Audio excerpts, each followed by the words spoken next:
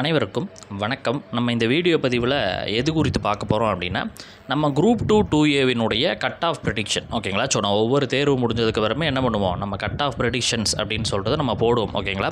So group 4க்கு already போட்டிருந்தோம், நீங்கள் பார்த்துருப்பீங்க. ஓகேங்களா? ஸோ போன இயர்கள்லையுமே நம்ம போட்ட கட் ஆஃப்லாம் பார்த்தீங்க அப்படின்னா 95% வந்து கரெக்டாக இருந்திருக்கிறது. ஓகேங்களா? ஸோ இதே மாதிரி தான் இந்த வருடம் வருவதற்கான வாய்ப்புகள் இருக்கிறது அப்படின்னு நம்ம கணிக்கிறோம். ஓகேங்களா?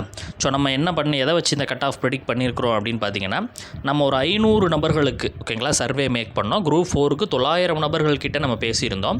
குரூப் 2க்கு பார்த்தீங்கன்னா ஒரு 500 நபர்கள் கிட்ட நம்ம என்ன பண்ணியிருக்கிறோம், ஃபோன் கால் மூலமாக பேசியிருக்கிறோம். நம்ம டெலகிராம் குரூப்பில் இருக்க நபர்கள் தான். ஓகேங்களா? ஸோ அதே மாதிரி நம்ம ஒரு போல் வந்து கண்டக்ட் பண்ணியிருந்தோம். ஓகேங்களா? யார் எந்த கம்யூனிட்டியில் எத்தனை மதிப்பெண்களில் இருக்கிறாங்க அப்படின்ற ஒரு போல் கண்டக்ட் பண்ணியிருந்தோம். அதுவுமே பார்த்தீங்க அப்படின்னா 1Kக்கு மேலே ரெஸ்பான்ஸ் அப்படின்றது வந்திருந்தது. ஓகேங்களா? ஸோ அந்த எல்லாத்தையுமே அடிப்படையாக வைத்து நம்மளுடைய எக்ஸ்பீரியன்ஸையும் அடிப்படையாக வைத்து எத்தனை பர்சன்டேஜ் எத்தனை மதிப்பெண்கள் கட் ஆஃப் என்பது வருவதற்கான வாய்ப்புகள் இருக்குது. மேலும் வந்து கொஸ்டின் பேப்பரினுடைய கடினத்தன்மை எந்த அளவுக்கு இருக்கிறது, இதெல்லாம் வச்சு தான் நம்ம இந்த குரூப் 2 2ஏனுடைய கட் ஆஃப் ப்ரெடிக்ஷன்ஸ் அப்படின்றத சொல்ல போகிறோம். அப்போ நீங்கள் சொல்கிறதா 100% வருமா சார் அப்படின்னு கிடையாது. நீங்கள் வந்து இந்த மதிப்பெண்களில் இருந்தால் ஒரு 90% சேஃபாக இருக்கிறீங்க, 95% சேஃபாக இருக்கிறீங்க, படிக்க ஆரம்பிச்சிடலாம் அப்படின்றது தான். அதற்காகத்தான் நம்ம கட் ஆஃப் ப்ரெடிக்ஷன் அப்படின்றது எதற்காக நம்ம போடுறோம் அப்படின்னா, மாணவர்கள் வந்து தேர்வு எழுதி முடிச்சு ஒரு குழப்ப நிலையில் இருப்பாங்க. இப்போ நம்ம 2க்கு படிக்கலாமா, 2ஏக்கு படிக்கலாமா, இல்லை அடுத்து குரூப் 4க்கு படிக்கலாமா, நம்மளுடைய நிலைப்பாடு என்ன அப்படின்ற ஒரு கன்ஃபியூஷன்ஸில் வந்து இருப்பாங்க. ஸோ இதன் மூலமாக என்ன ஆகும் அப்படின்னா, பாதி பேருக்கு ஒரு தெளிவு நிலை கிடைக்கும் அப்படின்றதுனால தான் இதை நம்ம பண்ணுறோம். ஓகேங்களா? சரி, ஓகே. நம்ம எப்பயும் சொல்கிற மாதிரி இந்த ரிசர்வேஷன் தெரிஞ்சுக்கணும். ஜென்ரலுக்கு 31%, BC 26.5%, MBC 20%, BCM 3.5%, SC 15%, ST 1%. இந்த அடிப்படையில் தான் பார்த்திங்கன்னா 69% வந்து தமிழ்நாட்டில் ரிசர்வேஷன் என்பது ஃபாலோ பண்ணப்படுது. ஓகேங்களா? சரி, ஓகே.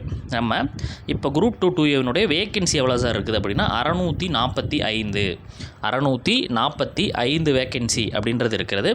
குரூப் 2வில் பார்த்திங்கன்னா ஒரு 50 வேக்கன்சியும், குரூப் 2ஏல பார்த்திங்கன்னா 595, மொத்தமாக ஒரு 645 பேர் இருக்கிறாங்க. ஒரு வேலைக்கு 10 நபர்களை மெயின்ஸ் அப்படின்றது எடுப்பாங்க. ஓகேங்களா? ஒரு வேலைக்கு 10 நபர்களை வந்து மெயின்ஸ் எடுப்பாங்க. கிட்டத்தட்ட வந்து இப்போ 645 அப்படின்னு நம்ம எடுத்தோம் அப்படின்னா, இதுக்கு எத்தனை பேர் சார் எடுப்பாங்க அப்படின்னா, கரெக்டாக 6450 பேர் தான் எடுப்பாங்களா அப்படின்னா கிடையாது. உங்களுக்கு 6000 பேர் எடுப்பாங்க. ஆனால் வந்து கடைசி மதிப்பெண்ணில் இருக்கிற எல்லாத்தையுமே எடுப்பாங்க. ஓகேங்களா? ஸோ ஃபார் எக்ஸாம்பிள் வந்து இப்போ 145 கட் ஆஃப் வருது அப்படின்னா, 145ல் ஒருவேளை 3000 பேர் இருக்காங்கன்னு வச்சுக்கோங்களேன், அந்த 3000 பேரையுமே எடுப்பாங்க. ஸோ அந்த மாதிரி. ஓகேங்களா? ஸோ அப்போ எத்தனை பேர் வரலாம் அப்படின்னு கேட்டிங்கன்னா, ஒரு 6500 நபர்களிலிருந்து 8000 நபர்கள் வரையுமே எடுப்பதற்கான வாய்ப்புகள் என்பது இருக்குது. ஓகேங்களா? இது வந்து 645 வேக்கன்சிக்கு. ஒருவேளை வேக்கன்சி உங்களுக்கு ரிசல்ட்டுக்கு முன்னாடி வந்து இன்க்ரீஸ் ஆச்சு, ஃபார் எக்ஸாம்பிள் ஒரு 300 வேக்கன்சி இன்க்ரீஸ் ஆகுது அப்படின்னா, உங்களுக்கு 945 அப்படின்றது வந்துடும். கிட்டத்தட்ட அப்போ 10,000லேருந்து 12,000 பேர் வந்து எடுப்பாங்க. ஓகேங்களா? அதன் அடிப்படையில் தான் இந்த கட் ஆஃப் என்பது நம்ம ப்ரெடிக்ட் பண்ணியிருக்கிறோம். ஓகேங்களா? சரி, ஓகே. நம்ம 2ஏவினுடைய கட் ஆஃப் என்பது பார்க்கலாம். ஓகேங்களா? ஜென்ரலுக்கு எந்த மாதிரியான கட் ஆஃப் வருவதற்கான வாய்ப்பு இருக்குது அப்படின்னா 150 ±2. ஓகேங்களா? நம்ம இந்த சரி, ஓகே. இன்னும் கொஸ்டினுடைய கடினத்தன்மை நம்ம பேச மறந்துட்டோம். ஓகேங்களா?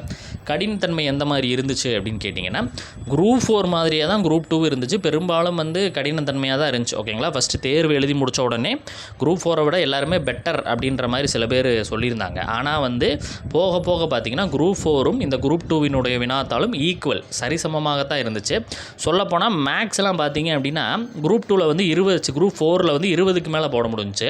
ஆனால் குரூப் 2வில் பார்த்திங்கன்னா 15 16 தான் போட முடிஞ்சுச்சு. ஓகேங்களா? ஸோ இந்த மாதிரியான வினாத்தாள் தான் இருந்துச்சு. தமிழும் கடினத்தன்மையாக தான் இருந்துச்சு. ஓகேங்களா? ஸோ இந்த இது வருவதற்கு தான் வாய்ப்பு. ஜென்ரலில் 150 +2 இருந்தால் நீங்கள் 2ஏக்கு வந்து ப்ரிப்பேர் பண்ண ஸ்டார்ட் பண்ணலாம். பிசி 144 +2. ஓகேங்களா? பிசியில் வந்து எவ்வளோ வரலாம் அப்படின்னா 142லேருந்து 146, இந்த இடைப்பட்ட கேப்பில் இருந்தீங்கன்னா நீங்கள் ப்ரிப்பேர் பண்ண ஸ்டார்ட் பண்ணுங்கள். அதே மாதிரி தான் எம்பிசிக்கும் சிமிலராக தான் உங்களுக்கு வரும். ஓகேங்களா? ஸோ பிசிஎம் பார்த்திங்கன்னா 137லேருந்து 141 இதுக்குள்ளே கட் ஆஃப் வருவதற்கான வாய்ப்புகள் தான் இருக்குது. எஸ்சி பார்த்திங்கன்னா 138லேருந்து 142 இந்த ரேஞ்சுக்குள்ளே தான் 2ஏ கட் ஆஃப் வருவதற்கான வாய்ப்பு இருக்குது. 133லேருந்து 137 வரைக்கும் எஸ்டி கட் ஆஃப் என்பது வருவதற்கான வாய்ப்புகள் இருக்குது. ஓகேங்களா? சரி, ஓகே சார். நான் பிஎஸ்டிஎம் வச்சுருக்கேன். அப்போ எனக்கு என்ன அப்படின்னு கேட்டிங்கன்னா, பிஎஸ்டிஎம் என்பது ரோல் ப்ளே வந்து டே பை டே வந்து குறைந்து கொண்டு வருகிறது. ஓகேங்களா? போன தேர்வுக்கு முதல் தேர்வு ஒரு பிஎஸ்டிஎம் மார்க் குறைஞ்சிச்சு, போன தேர்வில் ஒரு மதிப்பெண் 80 குறைஞ்சிச்சு. ஸோ இந்த இதில் வந்து உங்களுக்கு 5லேருந்து ஒரு 6 கொஷின்ஸ் வந்து கம்மி பண்ணிங்க. ஓகேங்களா? ஸோ ஃபார் எக்ஸாம்பிள் வந்து இப்போ நீங்கள் எஸ்சி ஸ்டூடெண்ட்டாக இருக்கிறீங்க அப்படின்னா நம்ம 138லேருந்து 142 வரையும் சொல்லியிருந்தோம். அப்போ நீங்கள் 6 கொஷின் அதில் குறைச்சிங்கன்னா 132லேருந்து 138 வரையும் அந்த மாதிரி வந்து வச்சுக்கோங்க. ஓகேங்களா? ஸோ இந்த மதிப்பெண்களுக்கு மேலே நீங்கள் இருந்தீங்கன்னா நீங்கள் என்ன பண்ணலாம், பிஎஸ்டிஎம் நபராக இருந்தீங்கன்னா நீங்கள் பண்ணலாம். சரி சார், நான் குரூப் 2க்கு தான் படிக்க போகிறேன், குரூப் 2 தான் என்னோடய இலக்கு அப்படின்னு நீங்கள் வச்சிங்கன்னா எத்தனை டிஃப்ரென்ஸ் ஆகும் பார்த்தீங்கன்னா, இந்த குரூப் வேகன்சி ரொம்ப 50 தான் இருக்குது அப்படின்றனால உங்களுக்கு இந்த தடவை வந்து 7லேருந்து 10 கொஷின் வந்து தேவைப்படும். ஓகேங்களா? ஃபார் எக்ஸாம்பிள் வந்து நீங்கள் ஜென்ரலாக இருந்தீங்கன்னா நீங்கள் 160+ இருந்தால் மட்டும்தான் உங்களுக்கு குரூப் 2 எக்ஸாமில் ப்ரிலிம்ஸ் கிளியர் ஆகும் இந்த முறை. ஓகேங்களா? ஸோ நீங்கள் பிசியாக இருக்கிறீங்கன்னா 144 இருக்குது அப்படின்னா 7-8 கொஷின் போட்டிங்கன்னா 152 53க்கு மேலே இருந்தால் மட்டும்தான் உங்களுக்கு இந்த தடவை கிளியர் ஆகும். ஏன்னா இந்த தடவை வந்து வேகன்சி என்பது மிக குறைவு. ஓகேங்களா? ஸோ அது எந்த அளவுக்கு இன்க்ரீஸ் ஆகுது குறையுது அப்படின்றத வச்சு கட் ஆஃப் என்பது டிஃபர் ஆகும். ஓகேங்களா? ஸோ குரூப் 2 வந்து எல்லா கம்யூனிட்டிக்குமே இந்த 7+2 9 10 அப்படின்றது தான் வரும் குரூப் 2க்கு. ஓகேங்களா? 2A கட் ஆஃபில் இருந்து 7 to 10 இன்க்ரீஸ் பண்ணிக்கங்க. ஓகேங்களா? இதுதான் இப்போ தான் நம்மளுடைய கட் ஆஃப் ப்ரெடிக்ஷன். ஓகேங்களா?